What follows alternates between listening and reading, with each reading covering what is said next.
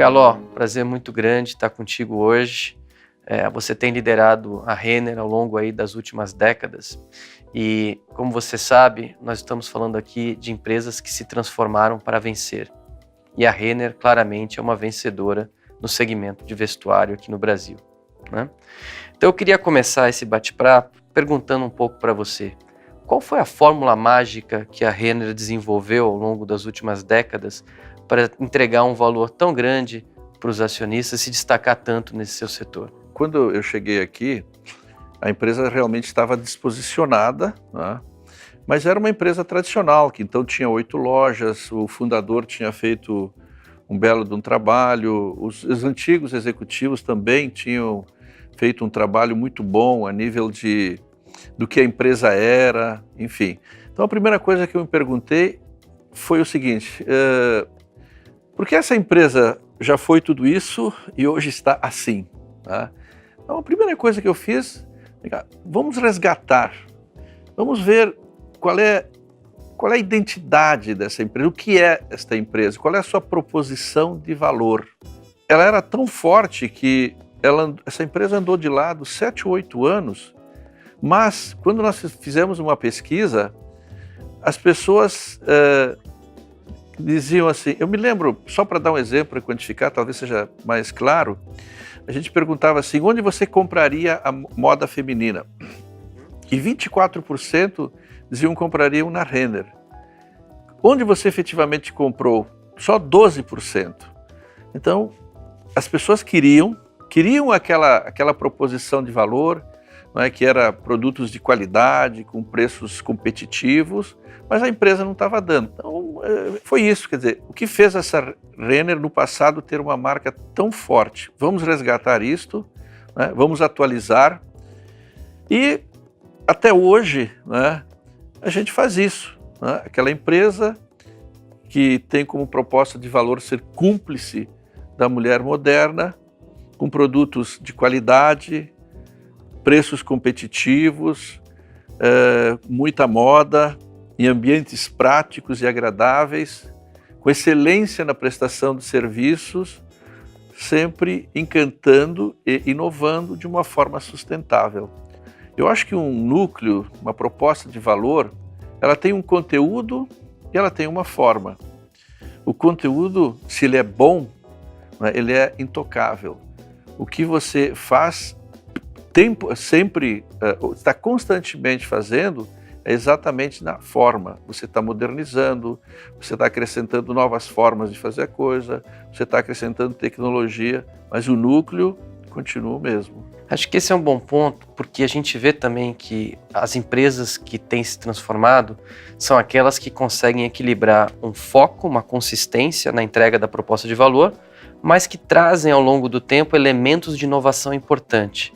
Quais foram esses elementos de inovação que vocês trouxeram que complementou e talvez fortaleceu ainda mais essa proposta de valor original? O que aconteceu? A Renner, quando eu falo que ela estava desposicionada, ela não estava com os produtos adequados. Não é? Houve uma época em que, na década de 80, esse Brasil passou por um período chamado Milagre Brasileiro, e que onde nós tínhamos um crescimento de 10% ao ano do PIB, né? Bons tempos aqueles.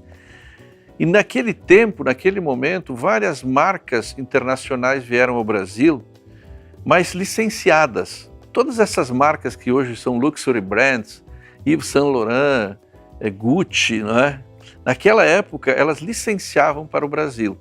E esse licenciamento, ele óbvio fazia com que você vendesse aqueles artigos 30% mais, preço maior do que uma camisa normal. Uma boa camisa branca valia 10, se fosse Gucci ou Yves Saint Laurent, 13. Não é? Só que pós-milagre brasileiro, esse país, nos anos 80, sofreu uma profunda recessão. E a Renner continuou vendendo a camisa dos R$13. E o cliente só podia pagar os R$10. Então, vamos dar o produto que ele quer, continuando a ter moda e qualidade, mas produzido aqui no Brasil. Automaticamente, acertando o produto, a gente acertou o preço, né? E também a comunicação. Mas nós deixamos a comunicação por último. E a partir disso, então, se estabeleceu toda uma questão assim de aproximação com o público-alvo, com a mulher, no caso, que ela ainda hoje, não é? Ela compra 75%, 80% dos responsáveis pelas nossas vendas, porque ela compra para ela própria, para o marido, para os filhos. Então, a mulher compra muitas coisas, ela não é usuária, mas ela é decisora de compra. Quando você olha essa trajetória, né, tem sempre aquela discussão do empreendedor, que as coisas vão acontecendo e é muito oportunístico, versus uma filosofia mais estruturada de planejamento estratégico. No que você acredita, dada a tua experiência aí ao longo destas décadas? O meu pensamento sobre planejamento estratégico, ele é um pouco purista, sabe?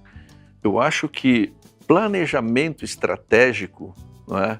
Você faz uma vez só na vida. Quando você constrói aquele core, aquela proposta de valor. O que a gente faz anualmente é um realinhamento estratégico. E nesse realinhamento estratégico é que se atualiza aquele núcleo inicial. Óbvio que você tem variações incríveis, não é? Rápidas. Nós estamos agora numa situação de mudanças bruscas, não é? Saímos do linear para o exponencial. Como consequência, você tem todas essas ferramentas digitais chegando, mas tudo isso será utilizado para fazer melhor, mais rápido, aquele núcleo que é a essência da companhia. Perfeito. E trazendo essa jornada, Galó, para um contexto mais macro de país, né? A gente viveu décadas muito voláteis, a gente saiu de um período de hiperinflação para uma estabilidade da moeda, boom de commodities, valorização cambial, diversas lideranças políticas, né? E como vocês conseguiram manter essa consistência num ambiente tão volátil? Todos esses momentos eu os vejo como um grande teste da proposta de valor. Quem tem uma proposta de valor forte, passa. Quem não tem, fica pelo caminho. Perfeito. E ao longo dessa jornada, devem ter tido momentos emblemáticos sejam aquisições ou decisões estratégicas que vocês fizeram e que mudaram a história da companhia, né? Enfim, quando você volta no tempo e você pensa aí nos 3 ou 4 grandes momentos da verdade da companhia, quais foram essas grandes tacadas da Renner nas últimas décadas? Eu acho que assim, para mim, que foi emblemático foi que nós tínhamos um forte concorrente, né? Nós éramos pequenos, tínhamos 8 lojas, esse concorrente tinha 34 lojas. Quando nós começamos a crescer, ele foi muito claro que é que nós tínhamos contratado um ex-colaborador desta empresa. Então, quando ele inaugurou a segunda loja, né, esse ex-colaborador esteve na segunda loja aqui em Porto Alegre e o CEO estava presente. Ele falou assim: você está trabalhando na Renner, eu vou acabar com você. Foi a melhor coisa que nos aconteceu, certo? Quando você não tem o inimigo, cria o inimigo, né? Aquilo passou a ser um desafio. Então vamos ver. Mas, mais importante do que isso, nos mostrou que nós não podíamos ser regionais, que nós tínhamos que ser nacionais, porque a briga era uma briga de gente grande. Então esse foi um momento extremamente importante, que inclusive nos fez fazer o alinhamento estratégico que dizia: vamos ser região sul? Não dá para ser só região sul. Então foi um momento marcante. E justamente fruto disto, quando a gente percebeu quanto necessário era, em termos de recursos, era na época 80, 100 milhões de dólares, e a família não tinha esses recursos, a família Renner não queria se endividar. Então nós fomos em busca de um sócio, e aí acabamos chegando na JCPenney. A primeira coisa que eles avaliaram, né, eles testaram a exaustão, foi a questão da cultura, dos princípios e valores, que eu acho que essa é uma coisa também que a gente está falando muito de planejamento estratégico, mas a longevidade ela está muito nos princípios e valores e a cultura da empresa, certo? Eles perceberam, por exemplo, que a gente tinha desempenho, que tinha um resultado muito melhor que eles. E nós, com isso, enfim, pudemos nos adequar ao ambiente, sempre respeitando muito. Havia um conselho, havia participação das pessoas da JCPenney, eles aprovavam o orçamento, Quer dizer, era realmente, mas nos deixavam operar, nos deram aquela flexibilidade adequada para operar em situações bruscas, como você acabou de descrever. Então esse foi um momento muito importante. Muitas vezes a gente trocava muitas ideias, algumas ideias nossas foram aproveitadas, principalmente na área comercial, e algumas ideias deles para cá, a nível de, por exemplo, de processos, lei Sarbanes-Oxley, auditoria, eles nos contribuíram, né? E, então, na época que a JCPenney comprou, tínhamos ações ordinárias e preferenciais, eles compraram as ações ordinárias da família, fizeram uma oferta ao mercado, ficaram com 98%. Então, a saída deles foi colocar esses 98% no mercado e aconteceu uma pulverização e se criou a primeira corporation brasileira. E com isso eu diria assim que se soltaram as amarras, certo? E aí a gente passou assim num processo muito grande de crescimento. Mas na época da JCPenney também teve um momento muito marcante. Nós queríamos crescer, mas eu estou falando aqui de 98, 99, inflação alta, taxa de juros altíssima, não se construíam novos shoppings, não se expandiam novos shoppings, nós não conseguimos entrar em São Paulo, não conseguimos entrar no Rio de Janeiro, tínhamos duas cadeias de lojas, duas department stores, né, full line department stores, MAP e Mesla, faliram, e com isso surgiu a oportunidade de nós, das 11 lojas do MAP, nós ficamos com 9, e das lojas da Mesla, 38, nós ficamos com 19. Então, num ano e meio, nós inauguramos 28 lojas. Nós tínhamos 21 lojas. 40 anos para ter 21 lojas, né? Um ano e meio abrimos 28 lojas, certo? Aí nós olhamos para trás e disse, meu Deus, como é que a gente conseguiu fazer isso, né? E aí surgiu uma frase emblemática que até hoje está nos nossos princípios e valores. Não sabendo que era impossível, nós fomos lá e fizemos. Então eu acredito que esses sejam os 4 momentos assim mais importantes. Como fazer com que a organização, as pessoas, acompanhem todo esse crescimento ao longo de 2 décadas? Que nós queremos que todos nós, que a gente haja como donos do negócio, independentemente do cargo em que a gente ocupa.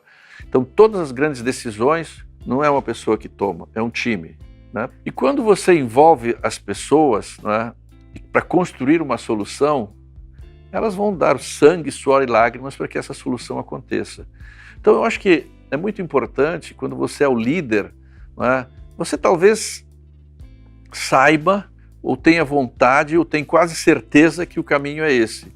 Mas você tem que ter a humildade de fazer com que a sua equipe seja a construtora dessa solução. Você comentou também, Galó, da importância dos valores, do princípio, né? E nossa pesquisa também indica que cultura é fundamental para sustentar uma performance diferenciada no longo prazo. Qual que é a tua visão sobre cultura organizacional e que elementos vocês trabalham para manter essa cultura cada vez mais forte? Olha, a cultura é o oxigênio da companhia, certo? O dono, o líder, ele tem um jeito de ser e ele talvez nem se dê conta, mas os seus atos, as suas atitudes mostram a cultura de uma empresa. E então existe todo um processo, certo, que começa com as pessoas chegando na companhia, conhecendo os princípios e valores. Todos os líderes passam pelos diretores, mas passam por mim também, onde eu faço questão de falar da importância dos princípios e valores, né? Então é uma coisa constante que se traduz, inclusive, né, essa questão da cultura, a excelência na prestação de serviço, né, se traduz em aproximadamente 120 horas de treinamento per capita. É muito. Eu me lembro, anos passados, assim, as melhores empresas que trabalharam no Brasil estavam na faixa dos 35%, 35 a 40 horas. Nós somos 120 horas per capita. A nossa visão, qual é a nossa visão? A nossa visão é encantar a todos, é a nossa realização. Pô, mas que coisa filosófica e vaga. Não, para lá um pouquinho. Se você consegue fazer com que cada um, independente da sua função, faça isso de uma certa forma é o responsável. Quando as pessoas perguntam, como é que vocês cresceram tanto, né? Qual é o segredo? O segredo é o seguinte, nós encantamos os clientes. Mas é só isso, mano, é só isso.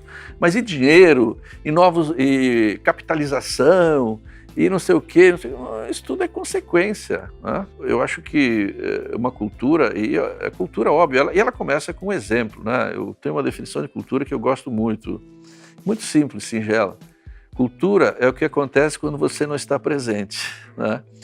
Então, isso acontece se você dá bons exemplos, se você está constantemente reforçando essa cultura. Por exemplo, a JCPenney comprou em função da cultura. O processo de transformação numa corporation, né, houve um concorrente estratégico, bom, que queria comprar a Renner naquele momento. Só que antes disso, né, eu havia acertado com o chairman da companhia, né, havia falado a importância da cultura e tudo mais, e ele, num momento aqui no Shopping Morumbi de São Paulo, ele falou assim, não, nós vamos preservar essa cultura, nós temos que preservar isso tudo. Então veja, eu acho que mostra, né, que nem tudo são números, né, que uma cultura muitas vezes ela te proporciona tomadas de posição importantíssimas que reforçam a trajetória de uma empresa. E Galó, quando você olha para trás, né, também é uma pergunta que tipicamente se faz depois de tanto tempo de sucesso, tem alguma reflexão, algum aprendizado, algo que você teria feito diferente? Eu sinceramente acho que não, certo? Eu acho que não. Eu acho que sempre pode se fazer melhor, mas eu acho que a Renner sempre teve um nível de acerto muito grande nas suas decisões, né? Puxa, mérito de quem? Mérito do CEO? Não, mérito do sistema de tomada de decisões. Uma empresa que valia, no dia 1º de janeiro de 92, 908 mil dólares, e que hoje vale 5 bilhões de dólares, né, no Brasil, né? Quem se arrependeu um pouco de vender foi a JCPenney, certo? E quando você olha para frente, Galó, quando você olha para as próximas décadas, né? O que você vê como grandes desafios ou grandes oportunidades para a Renner olhando para o futuro, para continuar se transformando para vencer? Será manter esse núcleo atualizado. Nós acreditamos que o Omnichannel é o nosso caminho, né, por N razões. É uma atualização. Nós temos que continuar encantando clientes, tanto na parte física quanto na parte virtual, dando oportunidade que o cliente compre o que ele quiser, quando ele quiser, receba onde quiser, com a maior agilidade possível, né? Mas o núcleo continua sendo o mesmo. Nós temos que vender produtos de moda, com preços competitivos e com agilidade, com qualidade, né, em ambientes práticos e agradáveis, que pode ser uma loja física ou não, né, sempre encantando e inovando.